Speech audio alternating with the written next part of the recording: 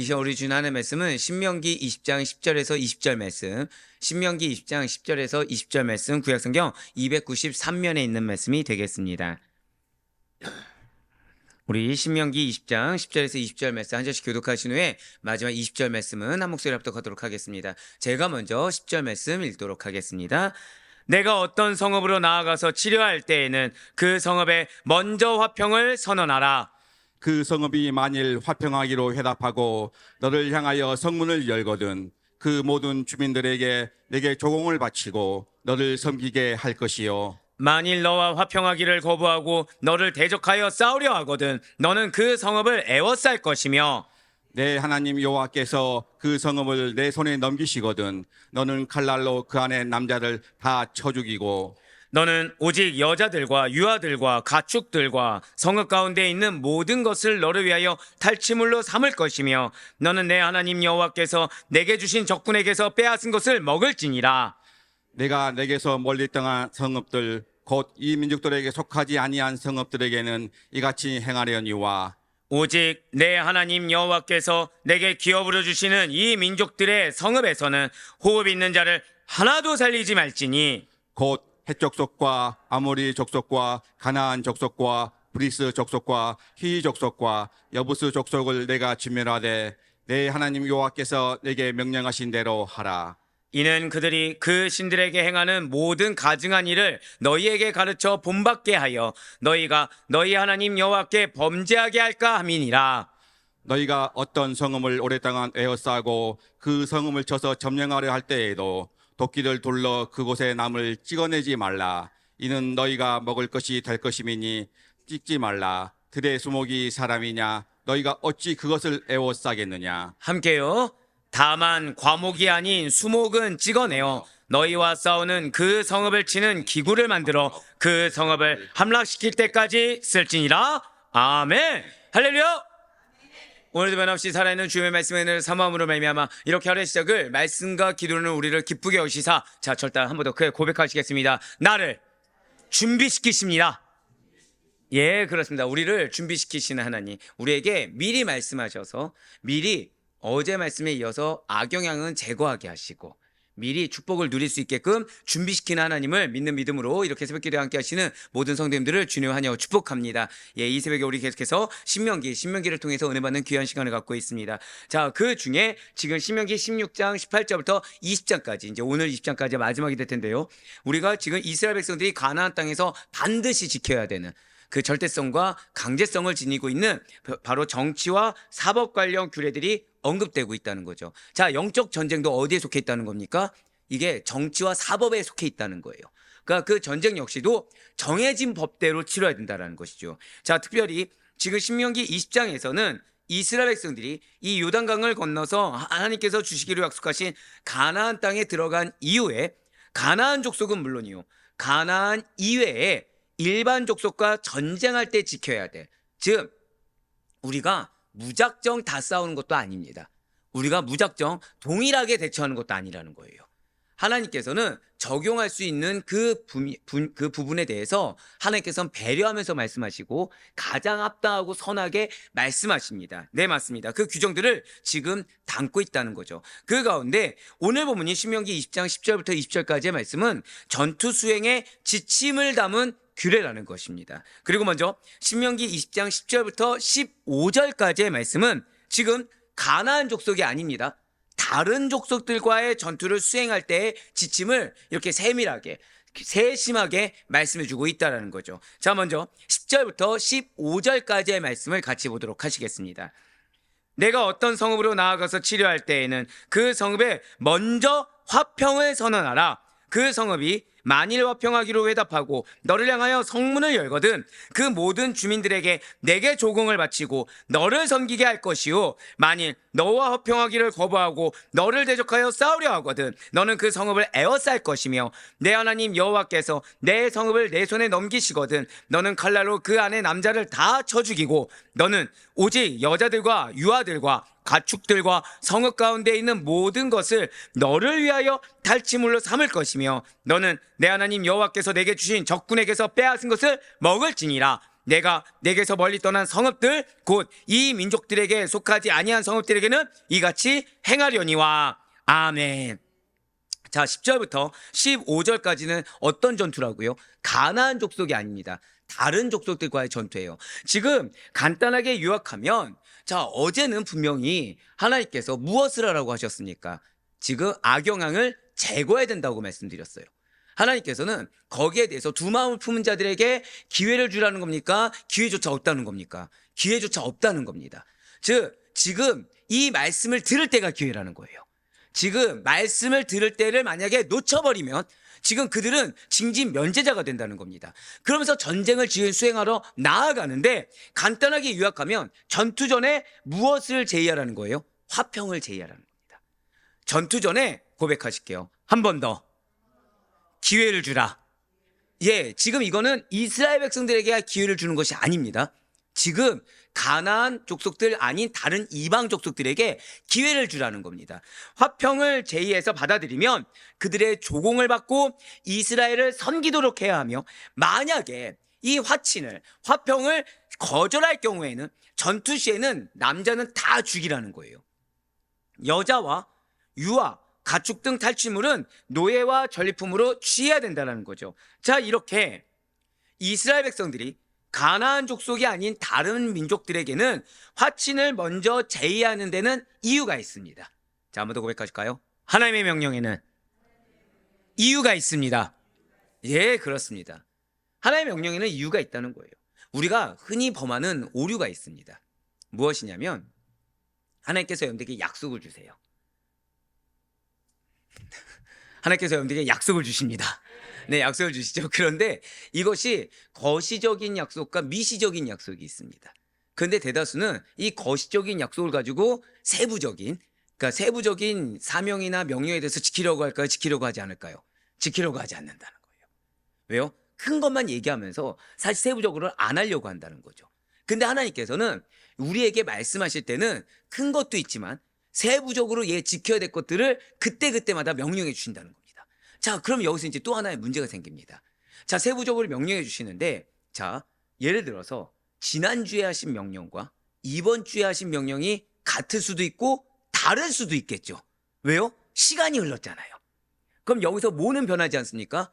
가장 큰 개념의 거시적인 명령은 변하지 않습니다. 근데 그때마다 한 번 더 고백하실게요. 나에게 때마다 명령하십니다. 예, 그렇습니다. 때마다 명령하세요. 근데 지난주에 주신 말씀을 가지고 이번 주에 왜 이때 말씀과 이때 말씀이 다릅니까? 라고 항변하면 됩니까? 안 됩니까? 안 되는 거죠. 그 항변이 사실은 무엇을 얘기하는 거예요? 나는 말씀에 깨어있지 않습니다. 나는 그때마다 주시는 성령의 음성을 듣고 있지 않습니다란 항변과 똑같다는 거예요. 즉, 그때마다 주시는 명령이 있다는 겁니다. 마찬가지로, 아니, 왜 이 사람에게는 지금 온유하게 대하면서 왜 이 사람에게는 날카롭게 굉장히 냉철하게 말씀하십니까? 라고 말하면 됩니까? 안 됩니까? 안 된다는 거예요.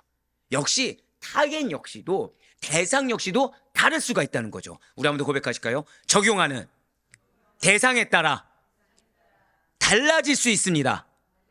지금 오늘 말씀이 바로 그 말씀인 거예요.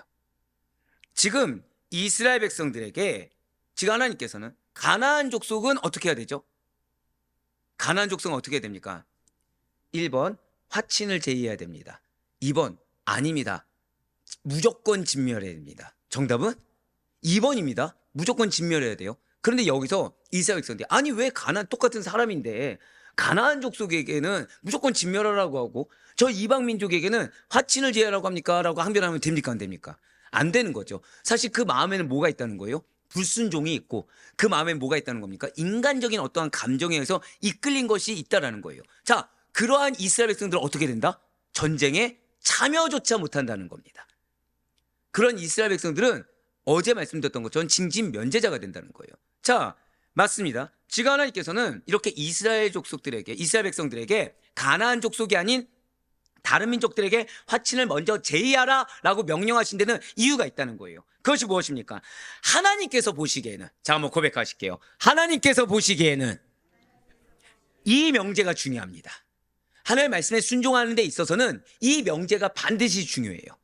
내가 보기에가 아닙니다. 하나님께서 보시기에, 아마 그럴 거야도 아닙니다. 하나님께서 어떻게 보시느냐가 중요해요.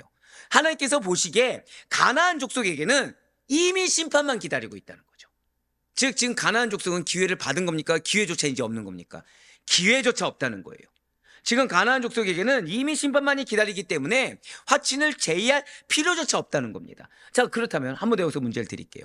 어제 이 전쟁에 앞서서 지휘자들, 이 지도자들은 무엇을 해야 된다고 말씀드렸습니까? 아, 감사합니다. 한 명이라도. 구별해야 된다고 말씀드렸어요. 분별해야 된다고 말씀드렸습니다. 무엇을 분별해야 된다고 말씀드렸죠? 악영향을 미치는 자. 그래서 자, 중직자들, 지도자들의 반드시 갖춰야 될 자세가 있다고 말씀드렸어요. 지도자들은 어떤 자들이라고요? 말씀을 실천하신 여러분들을 정말 사랑합니다. 네. 모으는 자가 아니라 어떤 자라고 말씀드렸죠? 구별하는 자들이라 말씀드렸습니다. 무조건 사람을 모으는 자가 아니라 누가 전쟁을 같이 한 믿음의 일치를 가지고 믿음의 확고성을 가지고 오늘 새로 들은 말씀이죠. 이게 지금 예, 믿음의 확고함과 믿음의 일치를 가지고 함께 달려갈 수 있는 자들을 구별해야 된다. 그것이 지도자다. 예, 그것에 대해서 말씀하셨습니다. 자, 근데 그 지금 다음 말씀이 무엇입니까? 지금 가나안 족속에겐 기회가 있다 없다? 기회가 없다는 거예요. 지금 하나님은 이 말씀하면서도 두 마음을 품은 자들에게 뭐 하고 있는 거죠? 기회를 주고 있는 겁니다.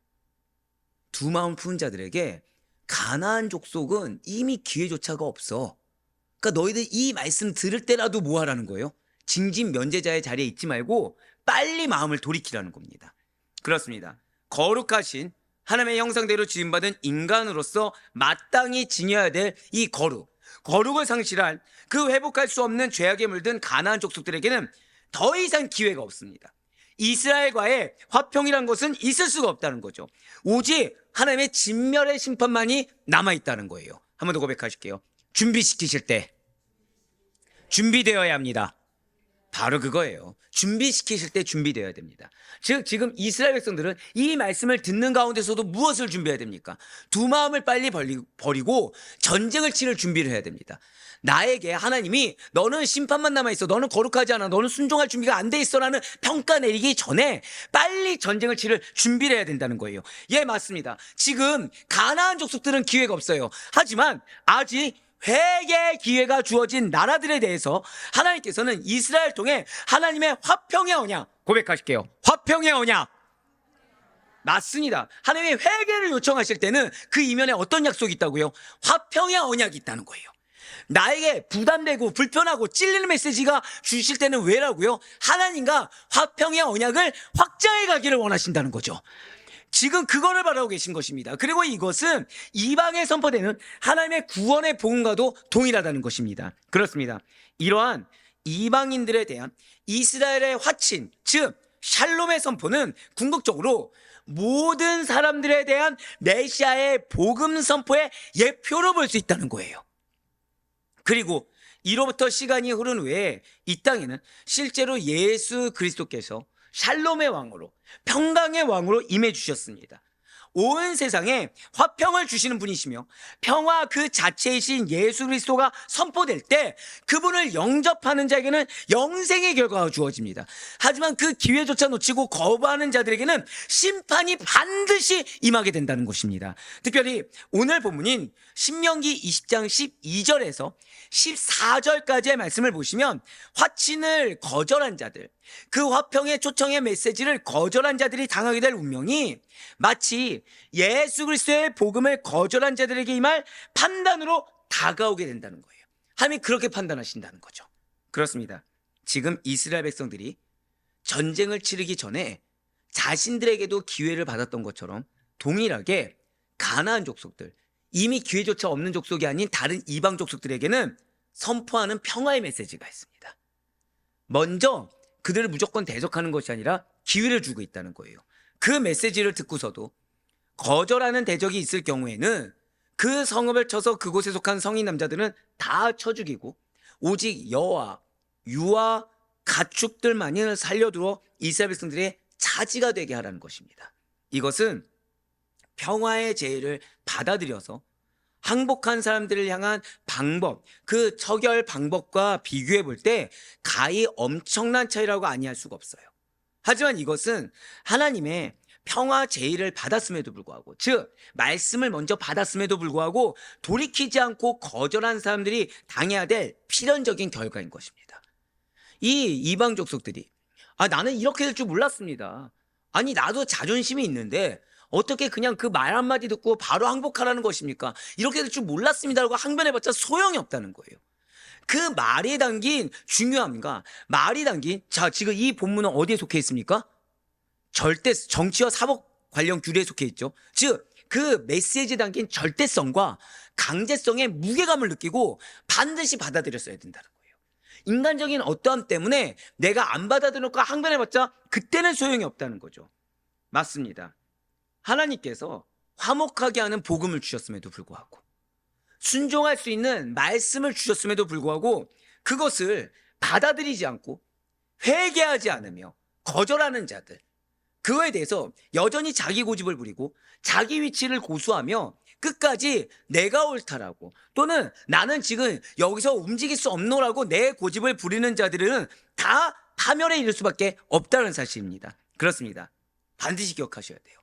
지금 이번 주간 관통하는 메시지의 단어가 무엇이라고요? 준비입니다. 준비.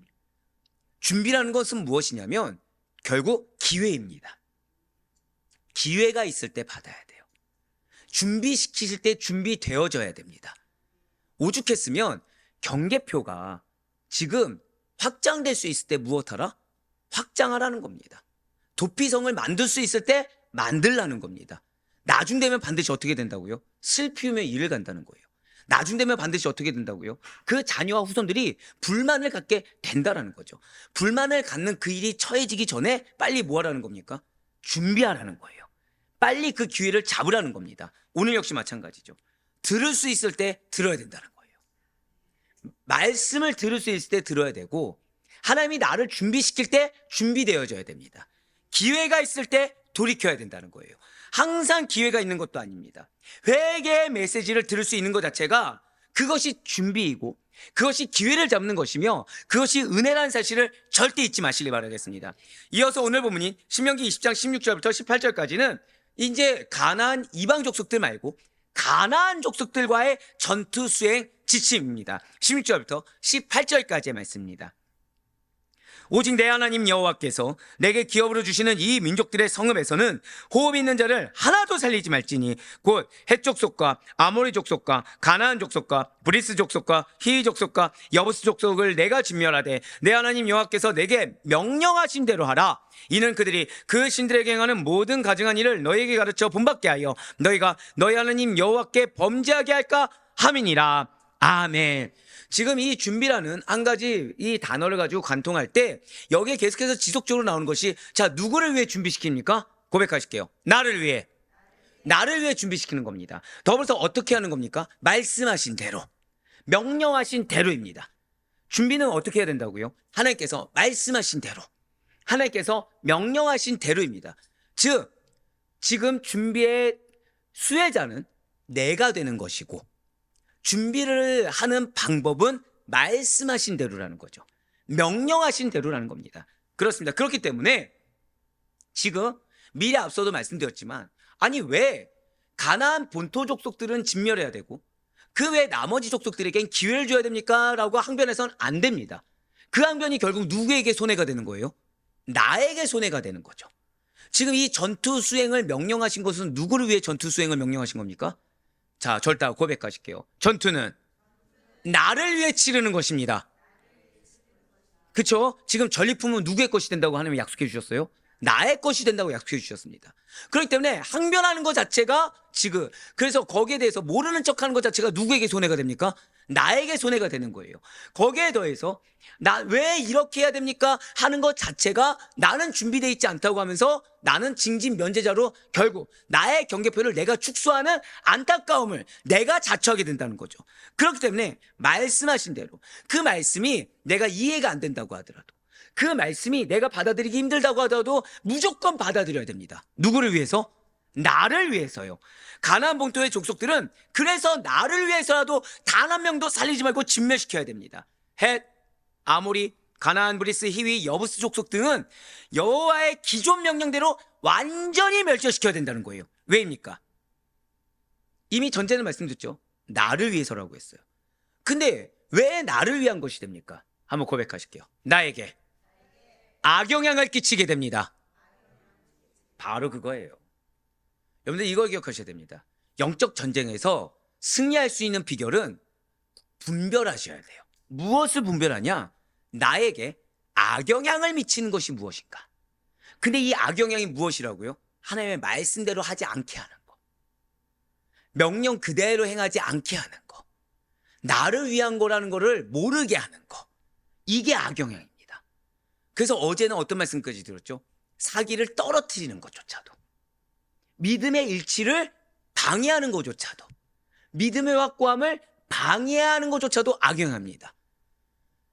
원래 이거를 텍스트로 써드릴까 하다가 말았어요. 자, 악영향이 무엇이라고요? 말씀대로 하지 못하게 하는 거. 즉 말씀을 10가지 주었습니다.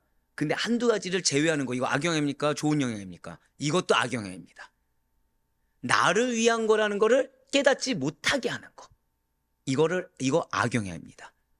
더불어서 지금 사기를 떨어뜨리게 하는 거, 이거 악영향입니다. 믿음의 일치를 가져오지 못하게 하는 거, 이거 악영향입니다. 믿음의 확고함을 흔들어 놓는 거, 악영향입니다. 그거를 배제시켜야 된다는 거예요. 자, 지금 어제 지도자들은 그래서 악영향을 끼치는 자를 제외해야 된다고 말씀드렸습니다. 아무리 눈앞에 적이 강대 보인다고 하더라도 사람 수, 돈 이런 걸로 그들을 상대하려고 생각하지 말고, 없더라도 거룩하고 성결하면 누가 승리를 주십니까?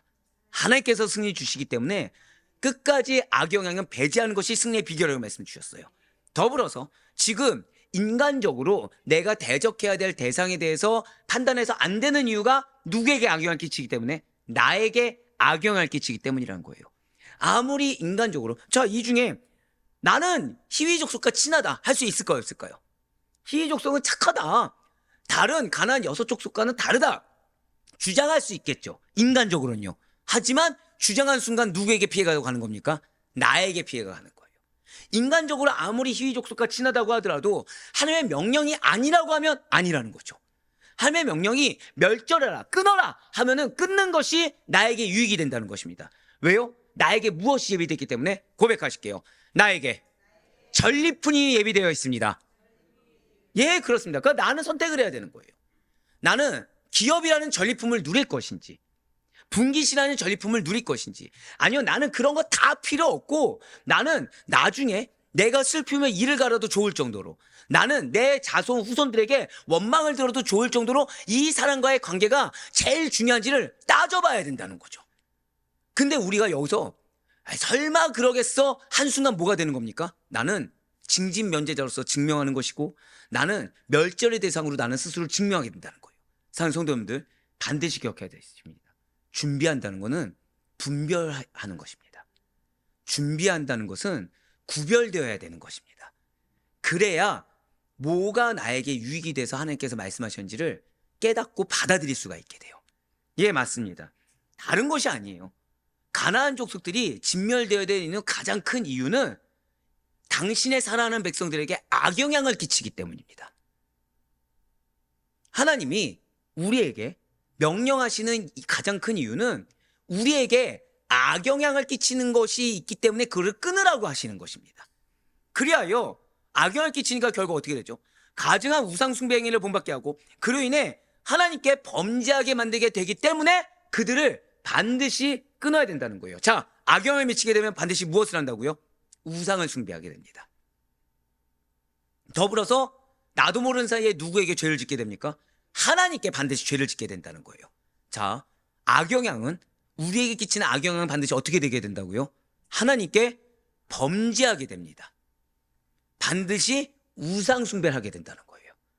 자, 반복하는 건 왜라고요? 중요하기 때문에.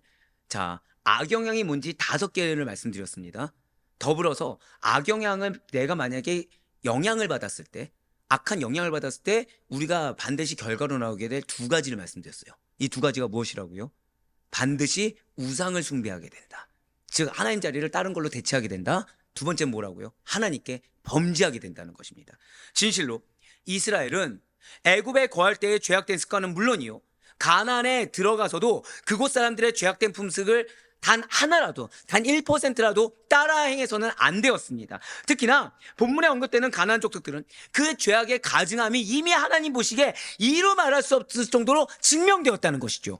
그래서 성경은 이러한 그들의 죄에 대해서 상당히 많은 부분을 할애하며 기록하고 있다는 것입니다. 그리하여 매우 엄중한 경고를 주고 있을 정도로 그 죄악의 가증함을 증명해주고 있어요. 따라서 하나님의 선민으로서, 거룩한 성결한 그분의 백성으로서 항상 거룩함을 유지해 나갈 이스라엘 백성들은 어떠한 경우에서도 가나안 족속들과는 결코 공존할 수 없고 결코 허용할 수도 없다는 것이죠. 그러니 이스라엘 백성들은 가나안 족속들을, 나를 위해 가나안 족속들을 하나님의 말씀에 따라 철저히 처단해야 된다는 것입니다. 고백하실게요. 나에게 가나안 족속들은 반드시 처단해야 합니다. 기억하셔야 돼요. 나에게 있는 가나안 족속들의 존재들은 반드시 끊어내야 됩니다. 누구를 위해? 나를 위해. 그리하여 그 죄악들이 이스라엘에게 전가되는 일이 없도록 하여만 한다는 거죠. 자, 이렇게 이스라엘이 가나안 족속들을 처단하는 것은 겉으로는 가나안의 죄악을 처단하는 것이 됩니다. 하지만 실상은, 자, 누구를 위해 처단한다고 말씀드렸죠? 나를 위해 처단한다고 말씀드렸습니다. 단순히 전리뿐만이 아니에요. 실상은 이스라엘의, 자, 절대 고백하시겠습니다.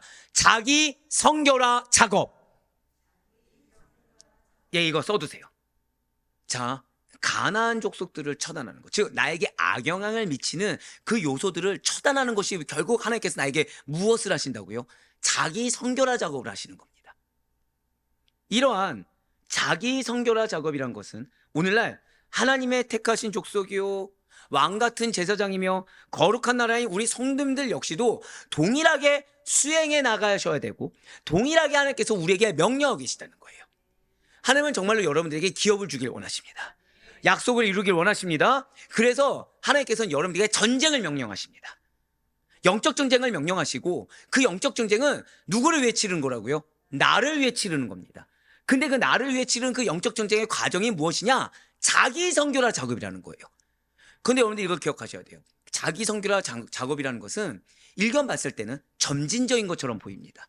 근데 사실은 그 순간 이미 승패는 좌우됩니다. 무슨 말씀이냐? 내가 열 정도가 더럽혀져 있어요. 근데 우리가 생각했을 때는, 자, 열 다 버리는 거 가능합니까? 불가능합니까? 넘어오지 않군요. 네. 열을 다 버려야만 하는 거예요. 근데 우리는 어떻게 생각하냐? 열 다 버리는 게 불가능하다고 여깁니다. 그래서 하나, 두 개라도. 이게 이미, 그럼 나는 지금 몇 가지 악영을 받는 거죠? 8가지 악영을 이미 받아버린 겁니다. 그럼 나는 지금 나를 위해 10가지를 버리라고 했는데, 지금 나는 몇 만큼 손해를 보고 있는 거예요? 몇 만큼 손해보고 있는 거죠? 그렇게 생각하시면 안 돼요. 10 다 손해보는 겁니다. 왜요? 하나님의 명령은 무엇이었다고요? 나를 위해 10개를 버려라. 그럼 나는 지금 2개를 버렸습니다. 순종입니까? 불순종입니까? 근데 이것이 사단이 그렇게 우리를 현혹한다는 거예요. 나는 점진적으로 하고 있어. 점진적이니까 불순종입니까? 예, 지금 대답을 못 하시잖아요. 왜?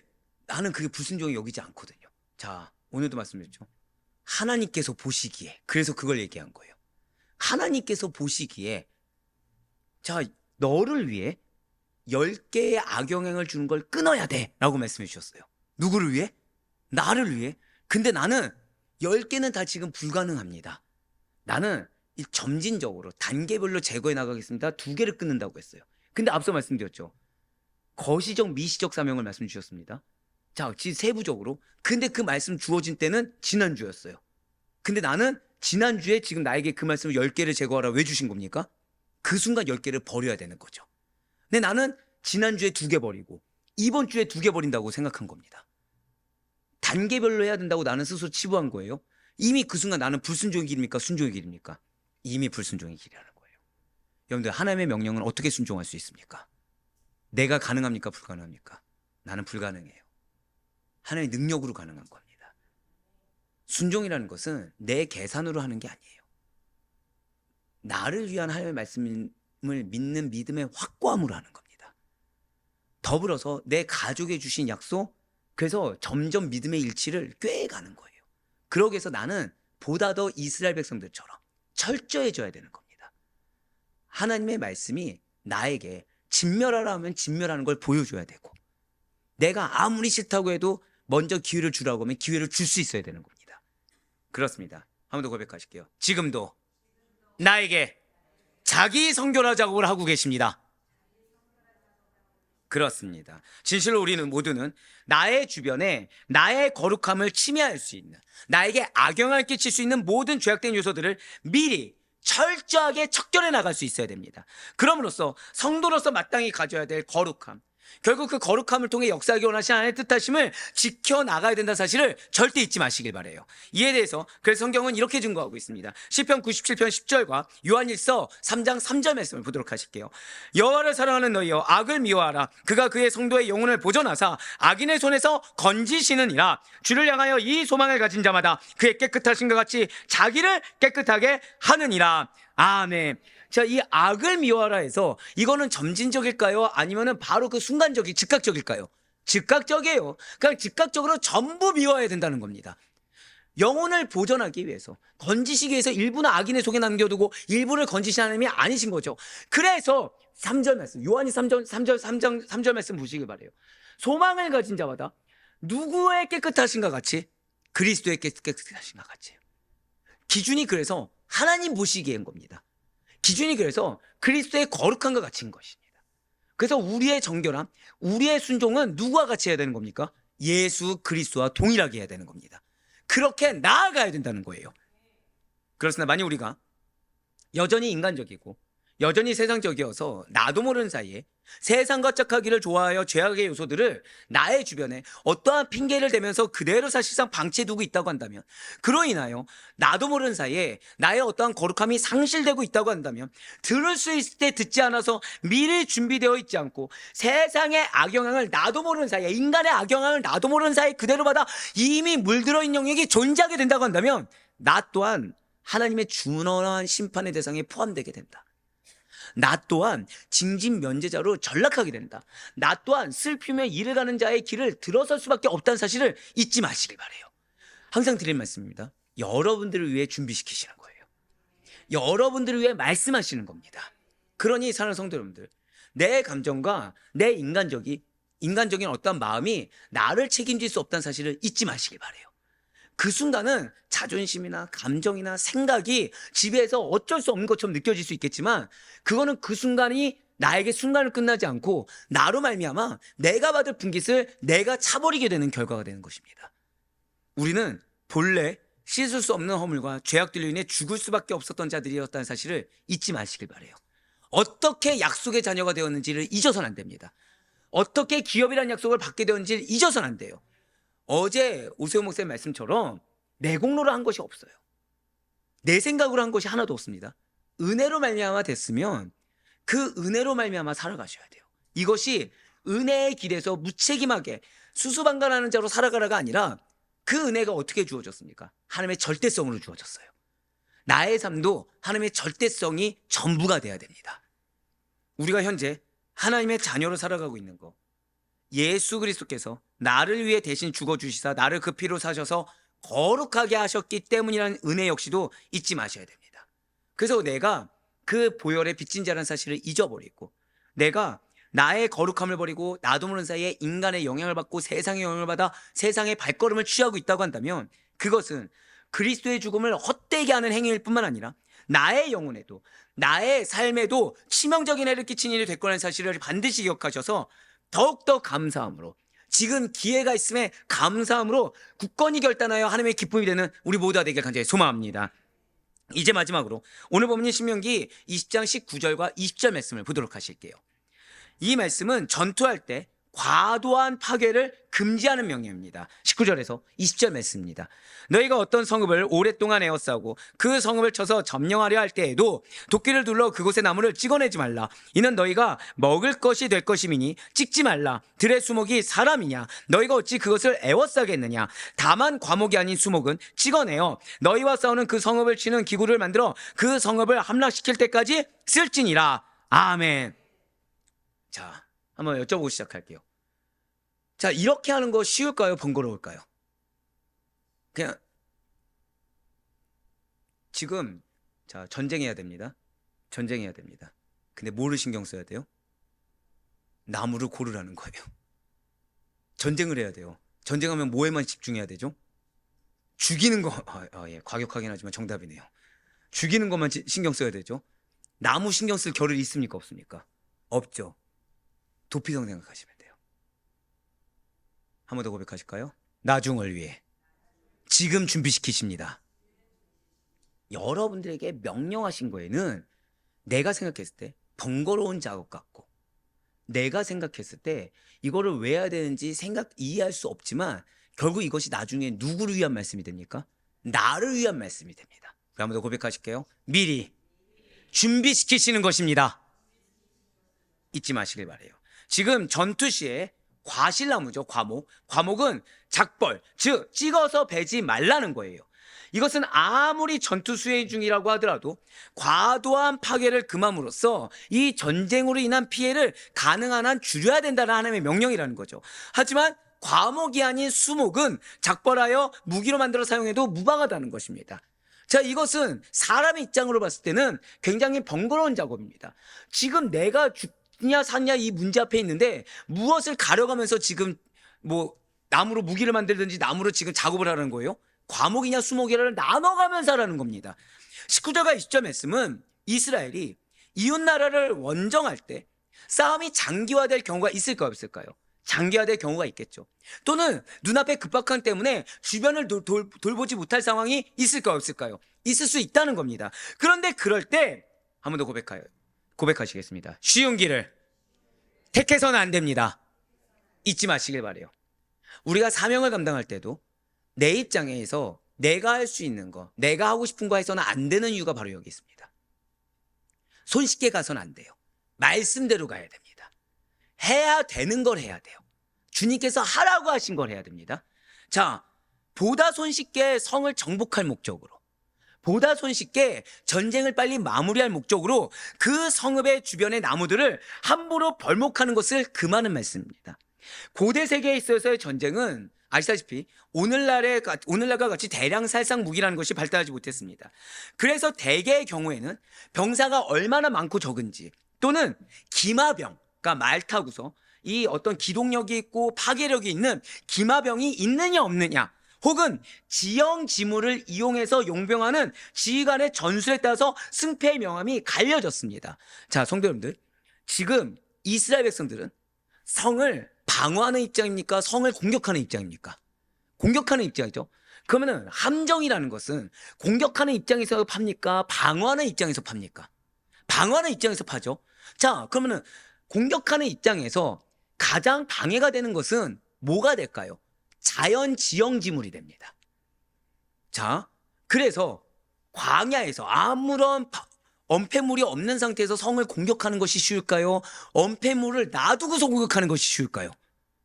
엄폐물 없는 상태에서 공격하는 것이 쉬운 거죠. 왜? 엄폐물마다 뭐가 있는 거예요? 함정이 있을 수 있거든요. 예, 맞습니다. 지형지물을 잘 이용할 경우에는 아무리 강하고 많은 병사로 공격해오는 적이라고 하더라도 어렵지 않게 방어하고 물리칠 수가 있다는 것입니다. 세계 전쟁사에 그래서 길이 남아있는 큰 승리들을 보면 적국의 형편을 잘 알고 그 지형지물의 이점을 적절히 이용한 것이 주요한 경우들이 많이 기록되어 있어요. 따라서 이스라엘이 대적들을 보다 효과적으로 손쉽게 무찌르기 위해서는 그 적들의 지형지물을 잘 이용하던가, 그 적들이 이용할 만한 요소들을 뭐 해야 돼요? 다 제거해버리는 것이 승리할 가능성이 커지는 겁니다. 자, 게다가 우리가 어제 말씀드렸던 것처럼 지금 이스라엘 백성들은 군병이 많습니까? 적습니까? 가뜩이나 적어 죽겠는데 어제 뭐까지 말씀하셨어요? 두 마음 품은 자들은 징집하지 마라. 그러니까 기도의 300용사처럼 더 적을 수밖에 없죠. 근데 하나님 지금 뭐까지 또 명령하신 거예요? 지형지물도 이용하지 마라. 여러분들에게 지금 뭐라 말씀하신 거예요, 하나님이? 자, 지금 A라는 말씀에 순종하는 것도 힘들어 죽겠어요. 근데 내가 그래, 목사님 말씀대로 말씀에 이유가 있어, 내가 순종해야지 했습니다. 순종해서 딱 나아가는데 갑자기 어떤 말씀이 또 주어진 거예요? 추가적인 말씀이 또 주어진 거예요. 이것도 순종하라. 그쵸, 여러분들 지금 표정과 같은 거죠, 이제. 그럼 우리 보통 뭐라고 생각합니까? 언제까지? 왜 나에게만? 뭘 더 하라고? 이런 불만이 나올까요, 안 나올까요? 아, 거짓말쟁이. 근데 사실 우리 권사님처럼 나오지 말아야 된다는 거예요. 자, 지금 이 명령 다 누구를 위한 명령이라고요? 이 뒤에 나오겠지만 절대 고백하실게요. 모든 명령은 나를 위한 명령입니다. 이걸 반드시 믿으셔야 돼요. 그래서 어제 믿음의 일치와 믿음의 뭐가 중요하다고요? 확고함. 절대 고백하실게요. 중요한 것은 믿음의 확고함과 믿음의 일치성입니다. 이거 준비해서 제일 중요한 것이 이겁니다. 믿음의 확고함과 믿음의 일치입니다. 하나님께서 명령하신 것은 나를 위한 이유가 있는 명령이다. 나를 지금 준비시키는 것이다. 자, 특별히 대부분이 산악지대였던 팔레스타인에게 있어서 숲이라는 곳은 전쟁을 벌임에 있어 상대가 계략을 쓸 좋은 도구가 될 수 있었습니다. 설령 그렇지 못하다고 하더라도 적이 앞서 말씀드린 대로 은신할 만한 공간, 함정을 팔 만한 공간을 마련해 줄 수가 있다는 거죠. 따라서 숲이라는 것은 성을 방어하는 입장에서는 최고의 지형 요소가 될 수 있습니다. 하지만 성을 공격하는 입장에서는 숲이라는 존재가 그리 탐탁하지 못한 존재가 된다는 거예요. 그럼에도 불구하고 하나님께서는 지금 이스라엘로 하여금 가뜩이나 병사 수도 적어 죽겠는데 지금 이스라엘로 하여금 그 원정지의 나무를 함부로 벌목하지 못하도록, 아니 벌목하지 못하는 것도 아니죠. 무엇을 하라는 거예요? 과목과 수목을 분별하라. 뭐 차라리 한 절반만 벌목하고 절반만 남겨라면 좀 더 쉽습니다. 근데 지금 공격하는 입장에서 뭐까지 따져야 돼요? 이게 과목인지 수목인지 침엽수인지 화렵수인지 이걸 지금 따져야 된다는 겁니다. 이것은 한 번 더 고백하실게요. 나에게 기업을 크게 주기 위함입니다. 이걸 기억하셔야 돼요. 지금 나의 기업의 경계표를 확장시켜 주기 위함이라고 어제 말씀하셨던 것처럼 이것은 나중을 위해서 미리 준비시켜 주시는 겁니다. 왜냐하면 잊지 말아야 될 것이 있어요. 전쟁의 승리 누가 주신다고요? 하나님이 주시는 것이기 때문에 어떤 조건이 중요하지 않습니다. 내가 얼만큼 감당하냐 이게 중요하지 않습니다. 어떤 환경이 중요한 것이 아니에요. 중요한 건 명령에 순종하냐 안 순종하냐가 중요합니다. 순종하는 만큼 내 기업의 경계표는 확장되게 되는 겁니다. 불순종하고 계산하는 만큼 기업의 경계표는 결국 나에게 불만 요소로 남을 수밖에 없을 만큼 줄어드는 겁니다. 맞습니다. 하나님께서 이스라엘로 하여금 그 원정제 나무를 지금 구별하면서 함부로 벌목하지 못하게 하신 데는 이유가 있어요. 그것은 이스라엘이 당장의 승리를 손쉽게 쟁취하기 위해서나 당장의 위협을 제거하기 위해서 보다 더 쉽게 가기 위해서 그 땅을 황폐화시키게 되면 전쟁이 끝나고 그 땅 누구의 것이죠? 맞아요. 이스라엘 백성들에게 주기 위해서, 그들에게 전리품으로 주기 위해서 그래서 명령하신 전쟁인데 그 땅을 사용하지 못하게 되기 때문에 하나님께서는 이를 막고자 하신 거예요. 바로 여기에서 고백하실게요. 하나님께서는 나를 둘러싼 환경에 대해서도 관심을 갖고 계십니다. 그러니까 하나님이 여러분들에게 명령하실 때는 여러분들의 환경을 무시해서가 아닙니다. 여러분들의 상황과 여건을 무시해서가 아니에요. 오히려 깊은 관심을 가지시기 때문에 보다 어려운 숙제 같은 말씀을 계속 주시는 겁니다.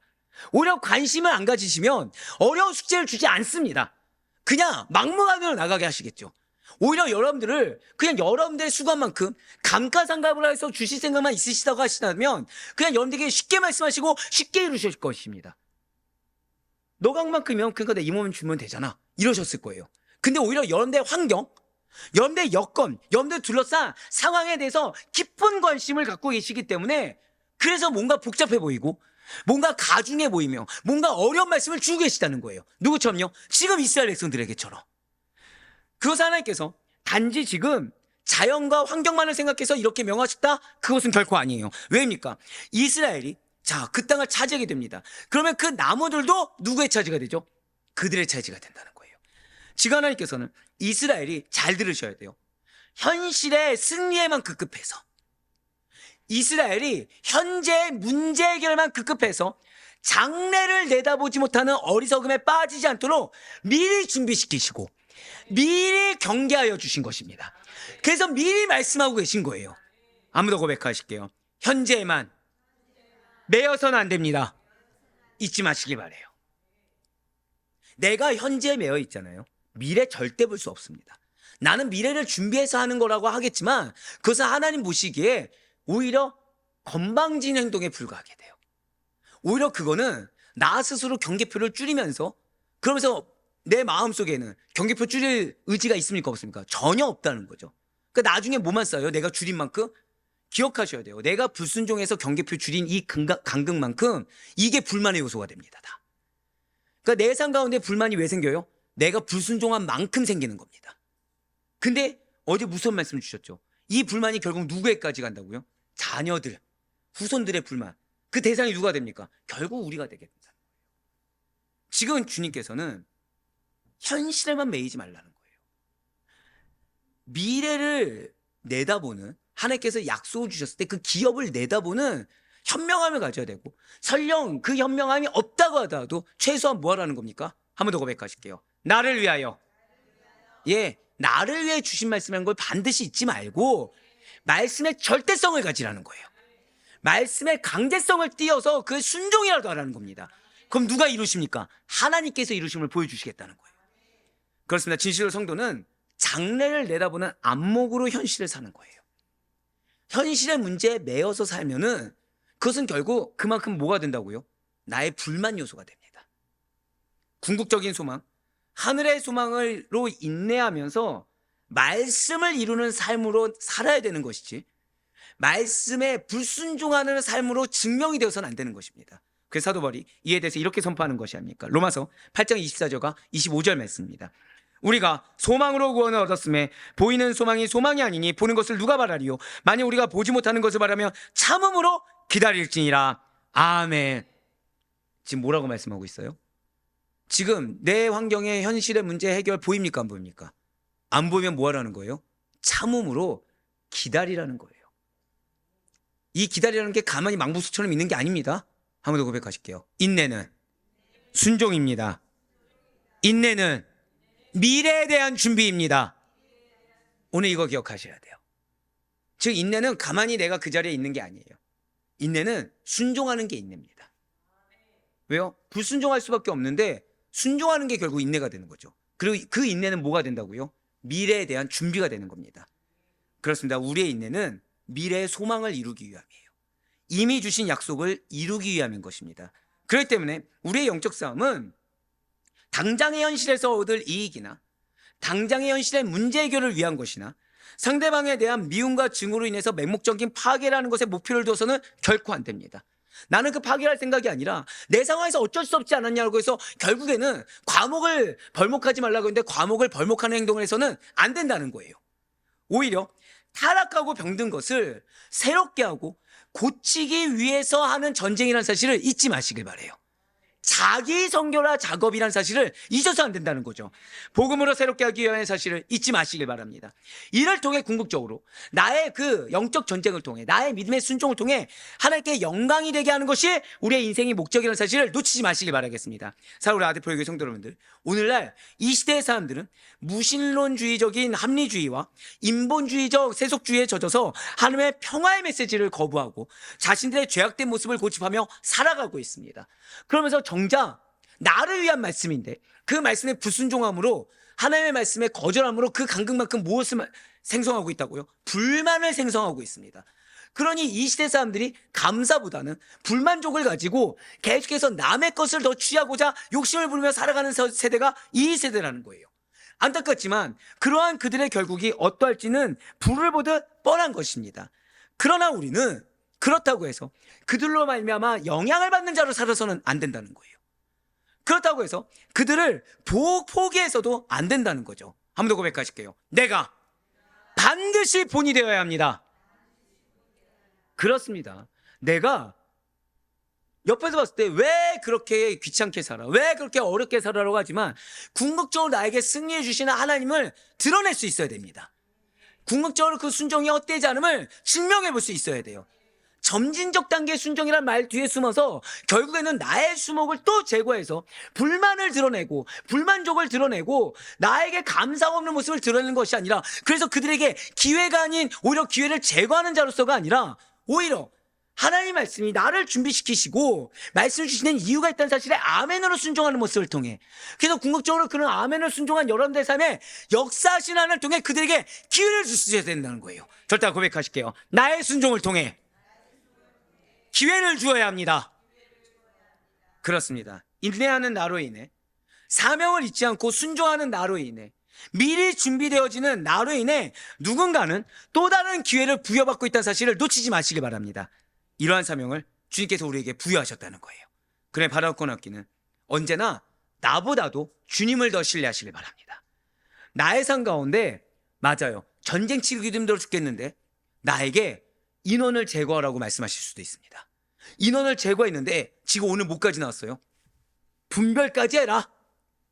더 어려운 작업 같은 것을, 더 힘든 길을 나에게 요구하실 수도 있습니다. 하지만 그것이 궁극적으로 누구를 위한 말씀이라고요? 나를 위한 순종의 말씀이고, 결국 나에게 악영향을 받지 않도록 하기 위해서, 나에게 오히려 더 기업의 확장을 주기 위해서 주신 말씀이라는 사실을 잊지 마시길 바라요. 그래서 나에게 부여하신 그 귀한 사명을 책임감 있게 잘 감당하심으로 준비되어진 나를 통해 허다한 영혼과 허다한 공동체가 기회를 얻어 구원의 길로 들어서고 은혜의 길로 들어서서 주님께 기쁨이 되는 우리 모두가 될 수 있기를 주님의 이름으로 간절히 축원합니다.